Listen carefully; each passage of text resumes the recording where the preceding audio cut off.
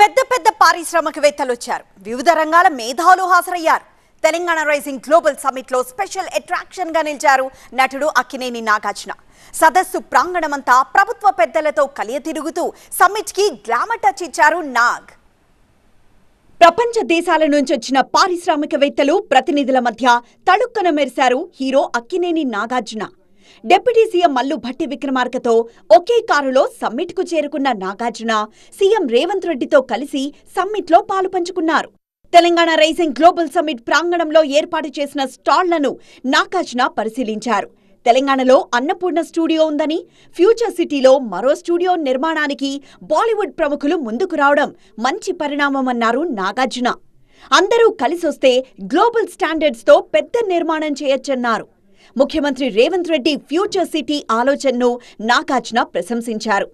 ఇది ఫిల్మ్ ఇండస్ట్రీకి సంబంధించి కూడా ఇక్కడ ఒక ఫిల్మ్ హబ్ తయారు చేయాలని ఒక ఐడియా ఉంది. అండ్ దాంతో ఫిల్మ్ ఇండస్ట్రీతో కూడా చర్చిస్తున్నారు. International film hub, just not Indian. చాలా సంతోషం అండి. అందరూ వస్తే, అందరూ కలిసి పనిచేస్తే చాలా చాలా ఇంటర్నేషనల్ వాళ్ళకున్న కాంటాక్ట్స్, మనకున్న కాంటాక్ట్స్ అందరూ చేయొచ్చు ఆల్రెడీ. అండ్ అన్నపూర్ణ కూడా మేము ఆల్రెడీ 50 years నుంచి తెలంగాణలో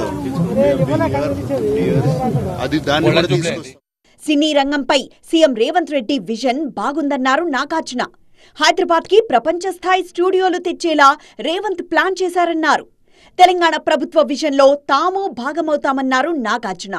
ప్రభుత్వం తీసుకుంటున్న చర్యలు యువతకు ఉద్యోగాలు, పరిశ్రమలకు పెట్టుబడులు, వినోద రంగానికి అంతర్జాతీయ ప్రమాణాల అవకాశాలు తీసుకొస్తాయని నాగార్జున అభిప్రాయపడ్డారు.